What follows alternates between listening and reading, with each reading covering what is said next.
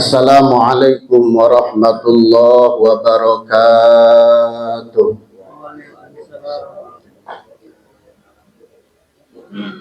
Ini mohon maaf, masih ada yang sholat Pak Ustadz ya. Jadi saya kurang enak ini. Langsung aja nggak apa-apa. Bismillahirrahmanirrahim. Alhamdulillahilladzi kana bi'ibadihi khabiran basira. Tabarakalladzi ja'ala fis sama'i burujan wa ja'ala fiha sirajan wa qamaran munira. Asyhadu an la ilaha illallah wa asyhadu anna Muhammadan abduhu wa rasuluhu alladzi ba'atsahu bil haqq basyiran wa nadhira wa da'iyan ilal haqq wassirajan munira. Allahumma salli ala sayyidina Muhammadinil fatihi lima ughliqa wal khatimi lima sabaqa nasiril haqqi bil haqqi wal hadi ila siratikal mustaqim wa ala alihi haqqa qadrihi wa miqdarihil azim. Shadaqallahul azim. Bapak-bapak, ibu-ibu, jamaah yang ada di Masjid Al-Hidayah, mudah-mudahan sholat kita diterima Allah Subhanahu wa Ta'ala. Amin ya Rabbal Alamin. Bapak-bapak yang dimuliakan Allah Subhanahu wa Ta'ala, yang pertama bersyukur kepada Allah di mana kita masih dipilih oleh Allah, Pak. Di antara ribuan umat, di antara ribuan ciptaan Allah, yang dimaksud manusia, kita mungkin dipilih oleh Allah salah satunya dari umat Nabi Muhammad, Bapak, dibangunkan tadi subuh. Bayangkan kalau Allah masih memilih kita, dan Allah memilih di antara ciptaannya yang ada di Jakarta, Jakarta Barat, Jakarta Selatan, Jakarta Utara, Jakarta Timur, Pak. Kita masih dipilih oleh Allah untuk melaksanakan kewajiban kita. Yang pertama, kita sebagai suami kerja. Bapak datang dari rumah, bawa mobil, ada yang bawa motor. Kerja di kantor Kementerian SDM. Betul nggak, Pak? Takut salah ngomong ini saya, Pak. Datang dari rumah kerja. Kewajiban kita sebagai suami kerja, mencari nafkah untuk anak istri yang di rumah. Pekerjaan yang halal akan timbul yang halal pula. Satu, istrinya nurut, Pak. Dua, anaknya nurut, Pak. Kalau kita memberikan makanan, memberikan asupan, zahir, batin kepada diri kita khususnya, Pak. Kalau bahasa Sundanya, Pak, mohon maaf, Pak ya. Tadi Pak Ustadz Pauji bilang, nama saya Faruk Mubarak Al-Bantani. Jadi saya asli memang orang Sunda, Pak. Saya orang Pandeglang asli yang hijrah ke Tangerang. Saya pernah sekolah di Islamic Village daripada keluarga besar Abah Yunan Helmi Nasution. Beliau punya anak banyak yang sekarang jadi DPR, yang sekarang cucunya. Dulu saya di situ. Bahkan masih ada beliau Abah Yunan berikut istrinya, Ibu Haja Siti Masitoh binti Haji Muslim.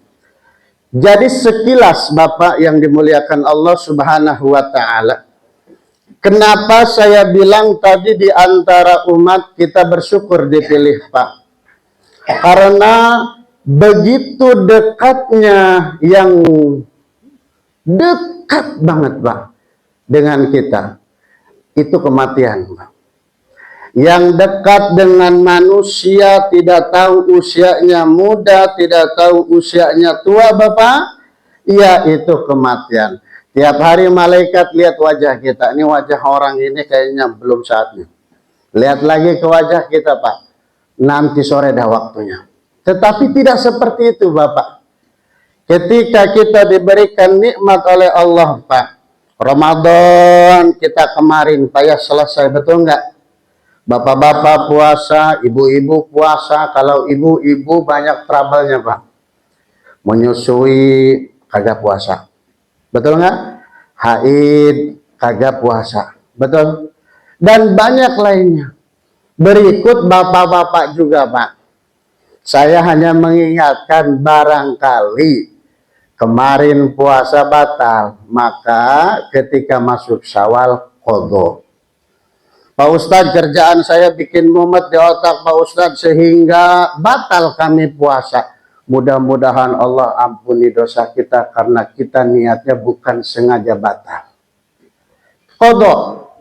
Kenapa harus seperti itu? Di kitab fikih syarat wajib puasa 3, Pak. Nih, yang pertama Islam.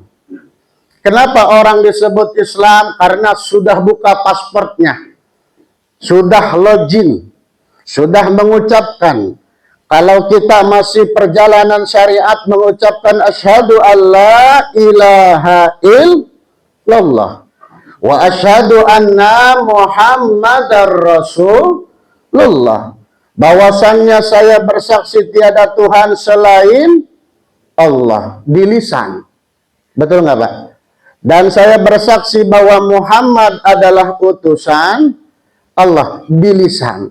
Secara syariat ketika orang meyakini Allah Tuhan satu, Muhammad utusan terakhir, dia sudah masuk Muslim. Yang kedua, baligh. Bisa membedakan mana hak, mana batil. Bisa membedakan mana benar, mana salah. Dan ini terjadi pada diri kita, termasuk saya yang ngomong, Pak. Jangan anggap yang berpakaian sorban kayak saya ini selalu benar kayak malaikat. Ada salahnya, Pak. Karena masing kita hidup, Pak, diberi nafsu oleh Allah. Ketika di alam malakut rahim 4 bulan kita semua ini sudah ditiup sama malaikat Jibril. Allah yang memerintahkan, Bapak. Nanti besarnya akan bekerja apa, nanti bertemannya dengan siapa, nanti menikahnya dengan orang mana, dan nanti meninggalnya bagaimana. Kan kita tidak tahu. Maka untuk itulah gambaran-gambaran seperti itu kita bersyukur kepada Allah, kita dipilih oleh Allah untuk beribadah kepada Allah, untuk menikmati kehidupan dalam ibadah. Rasulullah ditanya, riwayat dalam hadis Imam Tirmidzi, Pak. Man khairun nas? Wahai Rasul, setelah sholat begini, Pak, sama ya kayak sholat kita, Pak. Makanya di zaman sekarang, Bapak, 2026, kalau masih ramai memperbincangkan perbedaan mazhab di antara masyarakat, itu sudah tertinggal, Bapak. Kebanyakan orang yang berbeda dengan pahamnya menyalahkan, berarti kurang tahu konsep dan ilmunya. Kalau sekarang kita orang diberi nikmat oleh Allah, man khairun nas? Wahai Rasul, siapa manusia yang paling baik? Rasul menjawab kepada sahabat, qala nabiyuna Muhammad sallallahu alaihi wasallam, man tala umuruhu wa hasuna amaluhu.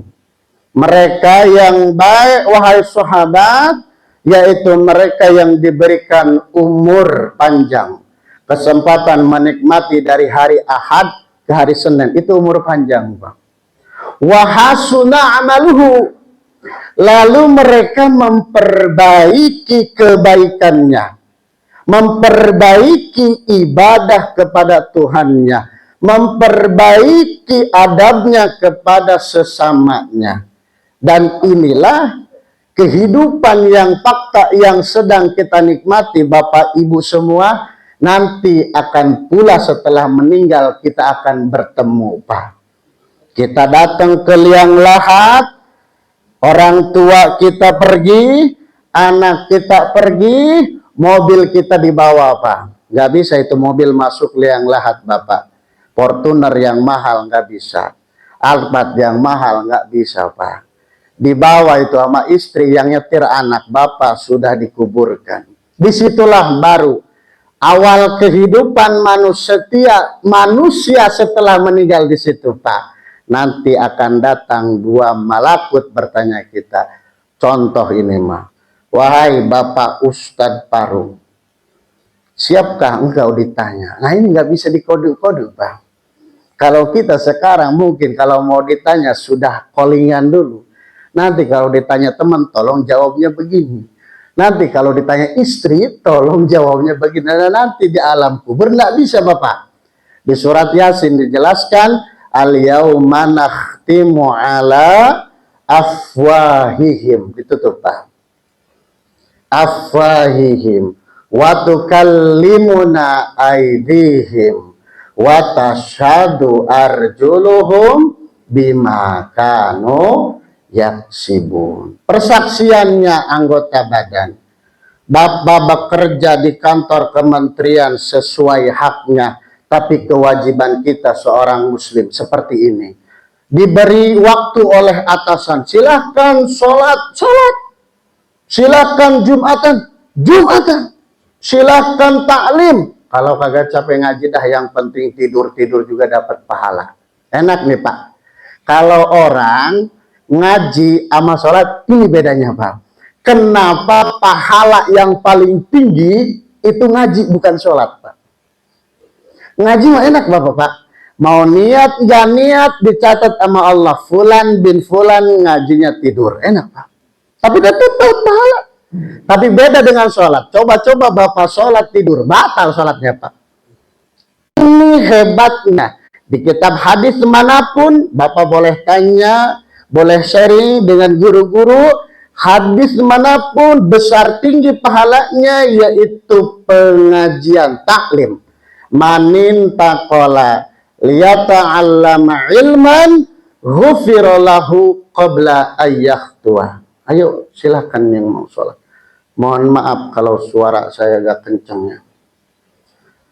Jadi barang siapa yang berpindah, tadi Bapak dari kantor masing-masing pindah ke masjid, melaksanakan ibadah sholat. Kewajiban kita sholat duhur 4 rakaat, Pak. Gak boleh banyak, Pak.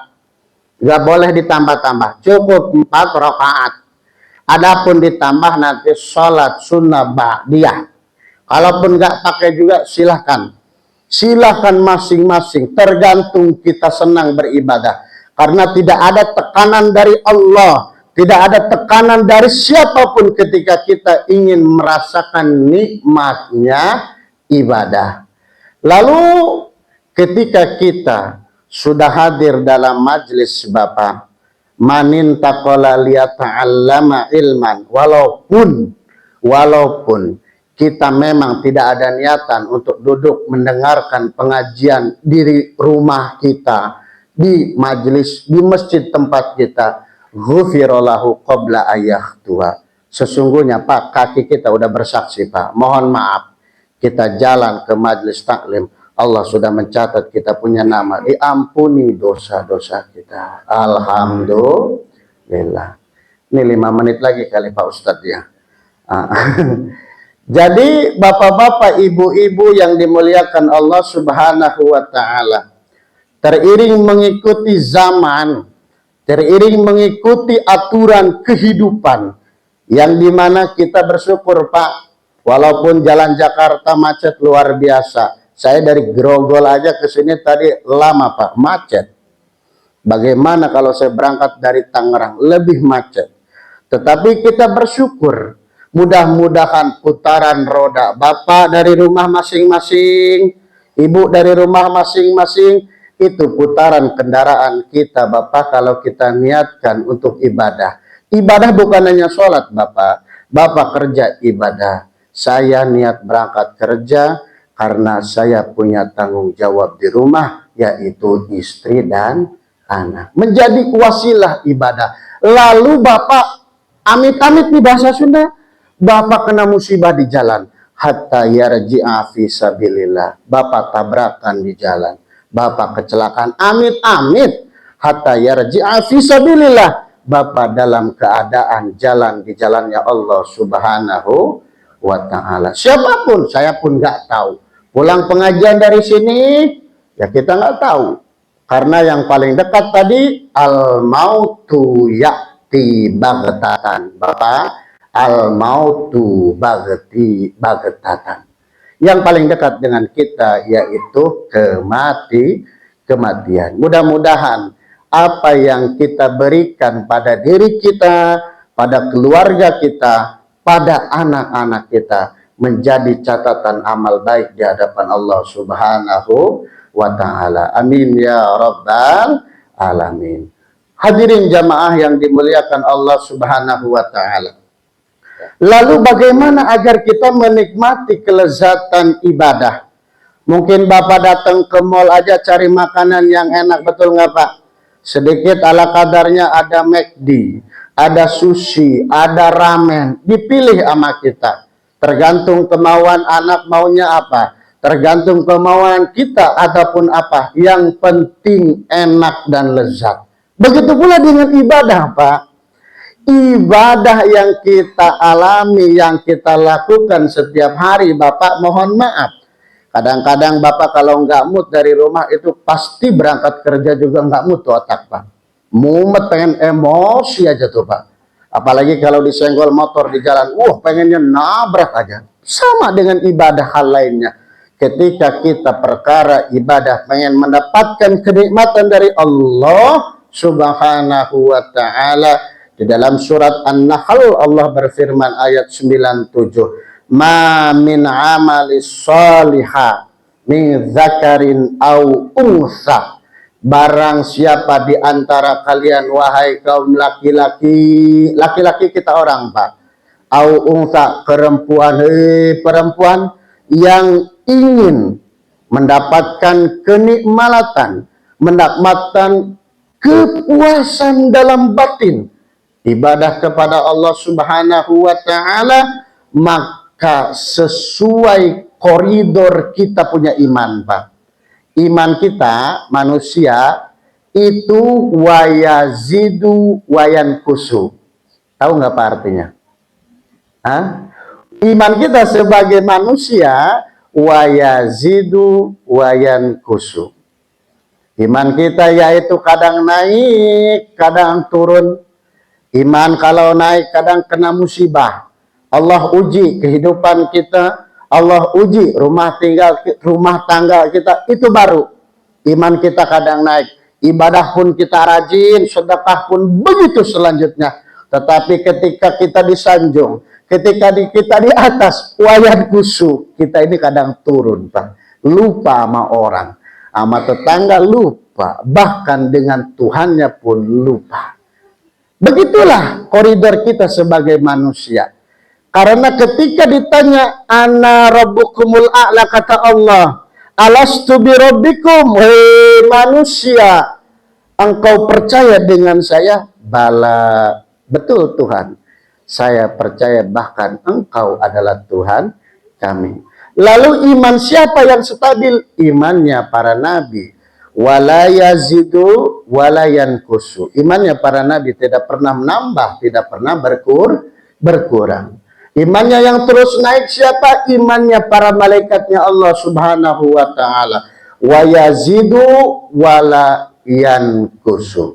Tetapi kita akui bahwasannya di antara makhluk Allah Subhanahu wa ta'ala Bapak, ahsani taqwim, manusia kita adalah sebaik-baiknya ciptaan Allah Subhanahu wa ta'ala. Alhamdulillah. Lobang hidung 2 ke bawah Pak, bukan ke atas.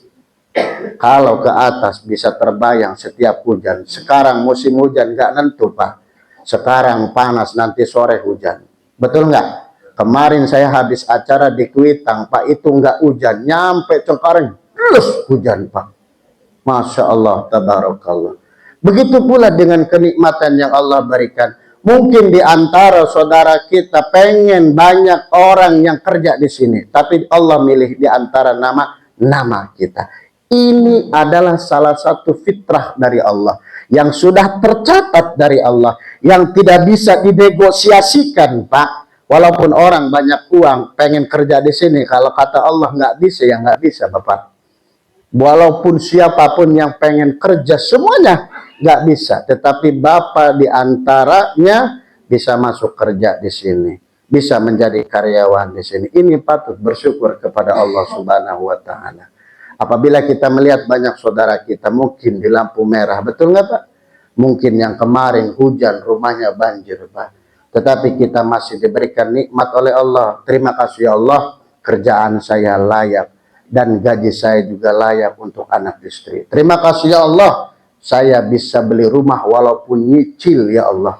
Setidaknya saya tidak membebankan orang tua, tidak membebankan orang lain. Terima kasih ya Allah, apapun yang Engkau berikan, maka saya terima. Makanya di surat Ar-Rahman tidak bisa terlepas. Fabi ayyi ala rabbikuma tukadziban. Apabila kita berdusta, ayat yang akan menjadi saksi. Bagaimana aku sudah memberikan peluang kepadamu. Aku kasih umur kau 40. Aku kasih umur kau 50. Aku kasih umur kau 70. Aku kasih umur kau 80. Tapi peluang ini tidak mau kamu masukkan dalam hati. Banyak tetangga, banyak saudara, banyak ulama yang memberikan nasihat. Kau hanya menerima lewat telinga kanan. Kau keluar dari tempat itu, kau buang dengan telinga kiri. Kenapa penyesalan itu datang terakhir, Bapak? Rabbana absorna wa sami'na na'mal salihah. Rabbana absorna wa sami'na farji'na na'mal salihah.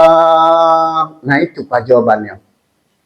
Di alam kubur akan terjelas Rabbana absorna, wahai Tuhan kami. Betul yang disampaikan setiap mimbar Jumat, Bapak mendengar kalimat ya ayyuhalladzina amanu taqullah haqqa tuqati wa la tamutunna illa wa antum muslimun. Kita punya HP, mungkin punya aplikasi tren-tren sekarang, ada TikTok, ada Instagram, ada Facebook, ada yang lainnya. Mungkin di beranda FYP bahasa sekarang, Pak, ya. Lewat itu di HP kami ada kalimat-kalimat yang memberikan kami hiburan, tapi kami lupa ya Allah. Rabbana absorna, ya Allah sekarang kami melihat. Karena setiap orang, Pak, sekarang kita mungkin boleh berkata tidak akan Pak Ustadz ini masih lama. Enggak Pak. Jadi begini Bapak, saya pengen berdiri nggak apa-apa Pak ya. Karena saya ya orangnya pengen berdiri gitu. Tapi nggak juga berdiri banget, pegal nanti Pak ya. Ya Bapak mohon maaf. Jadi seperti inilah kehidupan kita Pak. Kita dari bangun tidur, bekerja, pulang ke rumah. Betul nggak? Mandi, ganti baju, sholat, makan sama anak istri, tidur, bangun subuh, kerja lagi. Betul? Nah, nanti setelah beres pekerjaan kita, Rabbana absorna, di penghujung ini ada kalimat Rabbana ya Allah, betul kami melihat. Rabbana absorna wasami'na, ya Allah kami mendengar sekarang ya Allah. Dulu kami cuek, ada orang-orang yang mengingatkan di kantor kami, yuk sholat, kami cuek. Ketika ada orang-orang yang mengingatkan pulang kerja, yuk langsung pulang, jangan mampir-mampir, kami cuek. Wasami'na, sekarang kami mendengar ya Allah. Kenapa hal seperti itu akan ada terakhir? Tidak mungkin ada perjalanan Nabi Adam, Bapak. Tidak mungkin ada perjalanan kita punya Nabi Muhammad Sallallahu Alaihi Wasallam. 25 Nabi yang jelas, Pak.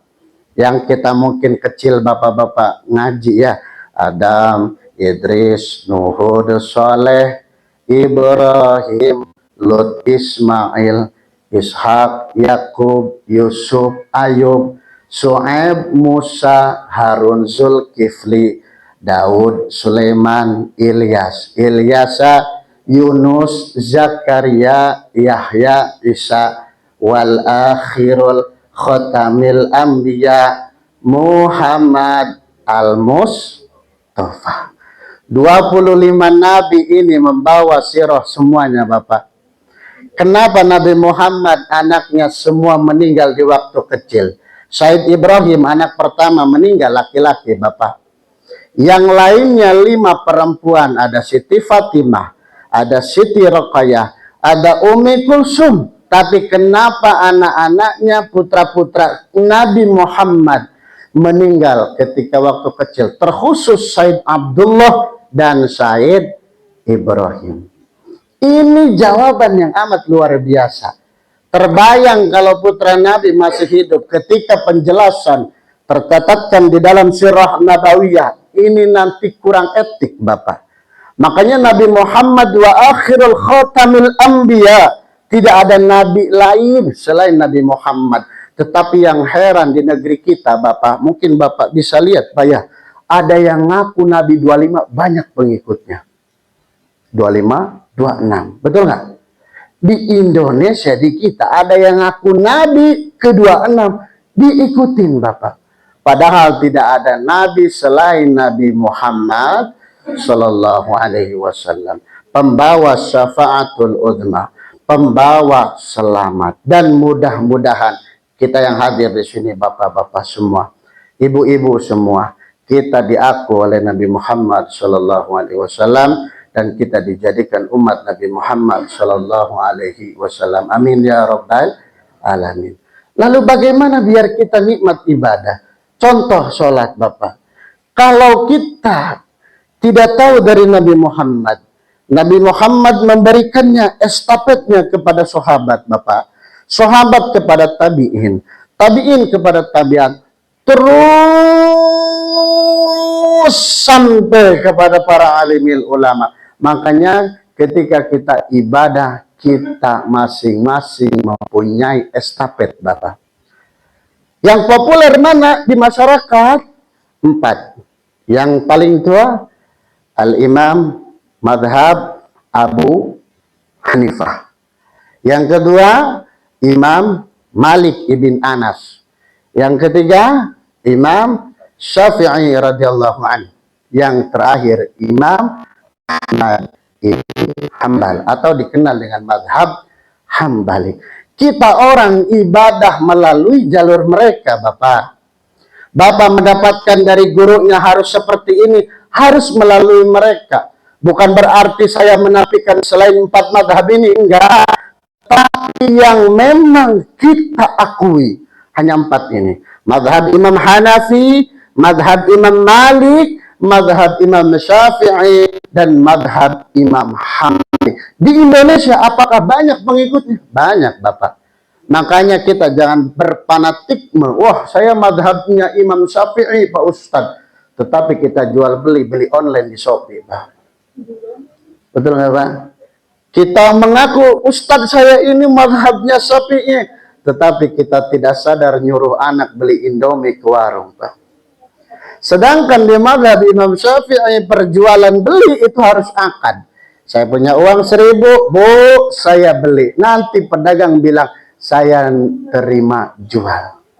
Jadi ada akad, ada syigat.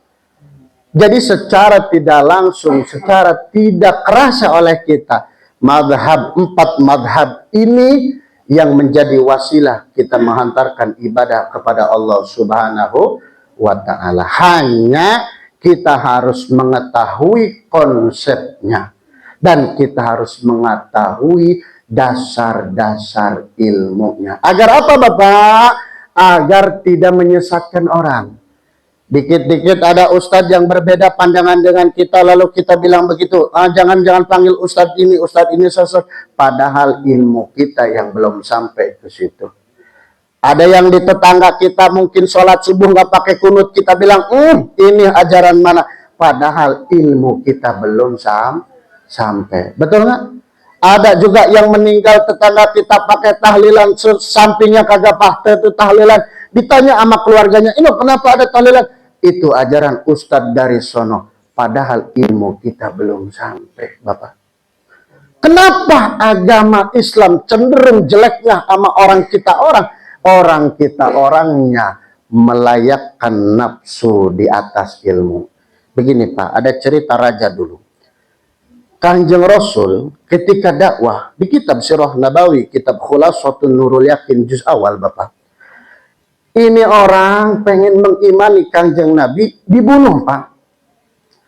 Ketika saya beriman kepada Muhammad bahwa Muhammad membawa risalah, lamma balagha arba'ina min umrihi basyira wa nadhira, hak betul dengan haknya bahwa Muhammad bin Abdullah adalah pembawa risalah kebaikan.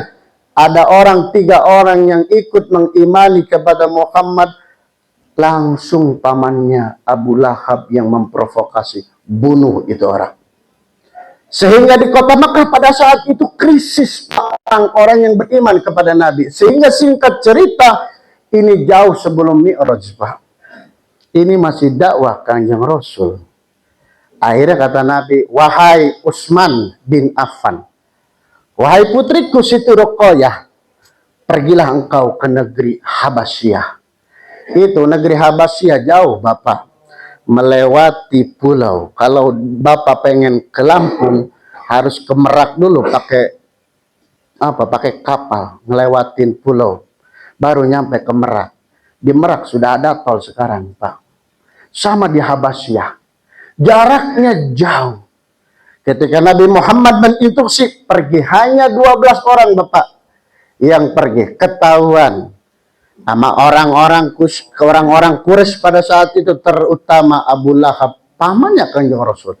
Coba Pak, paman dulu tuh begini Pak. Makanya hampir sama kisah hidup sekarang kita dengan Rasul. Kanjeng Nabi mempunyai keluarga dan sahabat, ini sama, mana lawan mana kawan. Begitu pula dengan kehidupan kita. Hanya saja perbedaannya dulu Kanjeng Rasul menjadi sumber yang pertama membawa risalah. Singkat cerita, ketahuan bahwa Muhammad ini telah menyuruh masyarakatnya pergi ke Habasyah. Karena di Habasyah ada Raja Najasyi Pak. Raja Najasyi salah satu raja yang baik. Di Habasyah tidak ada penyiksaan, tidak ada pembulian, tidak ada pencacian di Habasyah. Sehingga mereka aman. Sehingga mereka tenang ketika berangkat ke Habasyah. Tapi apa ya Pak? Tidak sampai situ. Abu Lahab menyuruh 2 orang. Abu Isa yang pertama. Disuruhlah untuk ke negeri Habasyah.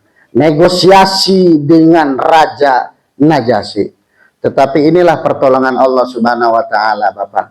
Sebelum ketemu presiden harus ketemu Seskap, Mayor Teddy, sekarang kolonel. Sama dulu Pak. Sebelum ketemu Raja Najasyi harus ketemu menterinya. Ini utusan Abu Lahab diutus. Ini serius, di kitab Khulasatun Nurul Yakin. Saya tidak bercerita halu Bapak. Ini kisah Nabi Bapak. Apa yang terjadi? Ketika Abu Lahab membawa petak emas, ketika Abu Lahab membawa makanan untuk negosiasi bahwasannya umat yang diperintahkan Muhammad untuk Habasyah harus dibawa oleh kami, tapi tidak seperti itu. Ini untuk ibadah Pak. Bagaimana kita sekarang? Kita ini nggak ditawan Pak ya. Saudara kita lagi sedih, Palestina, Iran sama apa tuh perang sama Israel. Bener nggak? Kita orang masih enak Pak, sholat kita nggak dibedil Pak. Bapak pulang ke rumah nggak ada yang bedil, betul nggak? Makanya ini patut bersyukur kepada Allah. Kenapa kita harus melihat perjalanan Nabi yang sebegitu sedihnya? Di Habasyah, dinegosiasi. Wahai Raja, itu 12 orang provokator dalam agama. Dia mencaci, padahal dia sendiri. Begitu Pak. Dicaci. Akhirnya apa? Raja Najasyi tidak tersogok Bapak. Dipanggillah perwakilan daripada muslimin muhajirin. Siapa yang datang? Ja'far ibn Abu Thalib. Ja'far bin Abi Thalib orang cerdas. Lidahnya sudah dikutik malakut Jibril Bapak. Sehingga ketika Raja Najasyi bertanya, wahai muhajirin, Kenapa engkau bisa datang ke negeri kami? Sedangkan di Mekah, negeri yang amat luar biasa. Dan kami tahu di Mekah ada orang soleh yang diangkat Rasul, yaitu Muhammad. Disitulah Ja'far bin Abi Thalib menjelaskan, justru wahai raja, kami datang ke sini karena kami diutus oleh Muhammad, sang pembawa risalah. Di Mekah sedang tidak baik-baik aja. Yang iman kepada Muhammad, wahai raja, saudara kami banyak dibunuh. Banyak saudara kami, anaknya masih kecil, istrinya mengandung, dibunuh, ditembak. Maka Muhammad mengutus kami ke sini. Alhasil apa? Melihat kisah Ja'far bin Abi Thalib, Bapak, ini Raja Najasyi teringat Maryam dengan Isa alaihi salam. Bagaimana ya Siti Maryam, Pak? Tidak punya suami tapi hamil. Tidak punya suami tapi melahirkan Isa alaihi salam. Berbeda dengan zaman sekarang. Ya, berbeda dengan zaman sekarang, Bapak. Betul nggak? Tak punya suami tiba-tiba hamil, kan aneh gitu. Kan aneh, Bapak ya. Tapi kalau zaman dulu Siti Maryam dikehendaki Allah Subhanahu wa taala, bukan kemauan Siti Maryam. Tetapi ujiannya apa? Diarak Siti Maryam, diusir dari kampungnya dan dilahirkannya Isa alaihi salam. Jadi bagaimana Nabi merajuk agar kita mendapatkan ibadah. Kita sholat enak, Bapak. Takbiratul ikhram, Bapak, enak. Makanya kenapa setiap sholat ini jangan terfokus orang lain, Bapak. Sholat, contoh ibadah sholat, ini adalah salah satu koneksi kita dengan Tuhan, Pak. Koneksi kita dengan Tuhan adalah salat. Allahu Akbar, Allahu Akbar. Ada yang seperti ini, ada yang seperti semuanya. Ada, Bapak. Di kitab Fathul Mu'in juz 2 seperti itu Imam Suyuti mengatakan, Allah, Allah. Makanya kalau saya tidak heran lagi, Bapak. Allah, Allah. Kagak heran. Allahu Akbar, kagak heran. Allahu Akbar, gak heran. Yang heran itu ke atas. Kata Allah, gak ada, Pak ya. Oh ada Bapak tetangga takutnya saudara, Allah gak ada. Allah, Allah. Batas kuping sama batas ini. Dan ini mudah-mudahan menjadi rahmat bagi kita. Amin ya Rabbal alamin. Intinya pada siang ini, bagaimana kita untuk merasakan nikmat ibadah kepada Allah. Bukan hanya sholat, Bapak. Kerja, semua fasilitas yang diberikan Allah. Satu, Pak, niatkan karena Allah Subhanahu wa ta'ala. Apapun masalah, apapun urusan kita, sandarkan dengan Allah Subhanahu wa ta'ala. Dan pengen merubah hasilnya, hasil ibadah, ridho karena Allah Subhanahu wa ta'ala. Saya dakwah dari 2014, Bapak, dari sebelum nikah sampai udah nikah, ibu saya masih ada.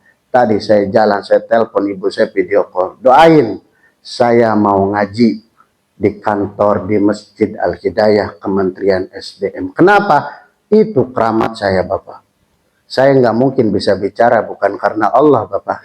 Allah juga karena hambanya, anna ingdatoni abadi. Kata Allah, saya sangkaan gimana saya punya hamba. Dan saya nggak punya ilmu, Bapak. Dan saya tidak punya apa-apa, Bapak. Tapi saya yakin kepada Allah. Ketika saya telepon orang tua saya, doakan anaknya mau pengajian. Alhamdulillah, Pak. Hampir 1 jam saya ngomong kagak keceletot di sini. Alhamdulillah. Mudah-mudahan pertemuan ini menjadikan wasilah kita diistiqomahkan, ditambah giroh ibadah kepada Allah Subhanahu wa ta'ala. Dan mudah-mudahan apa yang Bapak harapkan didengar dan diijabah oleh Allah Subhanahu wa ta'ala. Amin ya Rabbal alamin. Sebelum ditutup, barangkali ada yang pengen bertanya, silakan.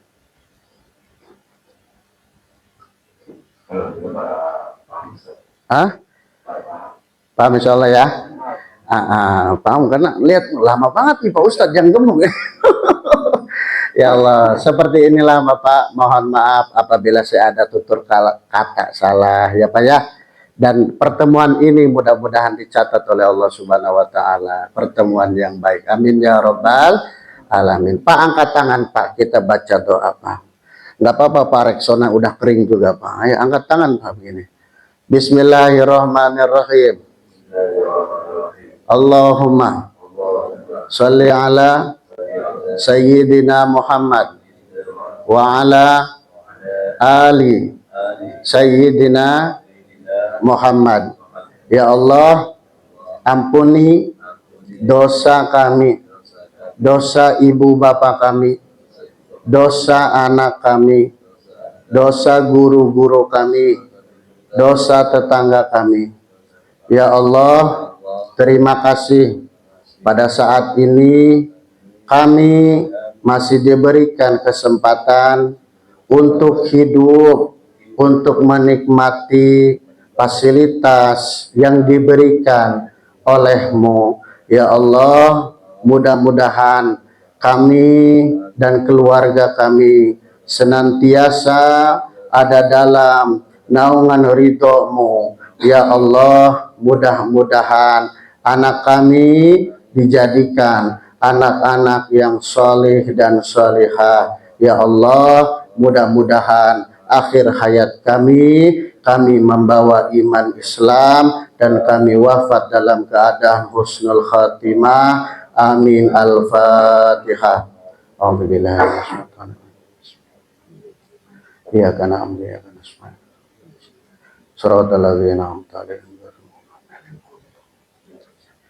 Jadi mudah-mudahan ketika kita ibadah, apapun ibadahnya, kita diberikan nikmat untuk melaksanakan ibadahnya oleh Allah Subhanahu wa taala. Amin ya rabbal alamin. Mohon maaf ungdur maqala wala tamdur man qala. Dan mudah-mudahan pertemuan ini mungkin ini ketemu, kita nggak ketemu lagi, ketemunya nanti di yaumil akhirat di hadapan Allah Subhanahu wa taala. Amin ya rabbal alamin. Wal afu minkum. Wassalamualaikum warahmatullahi wabarakatuh.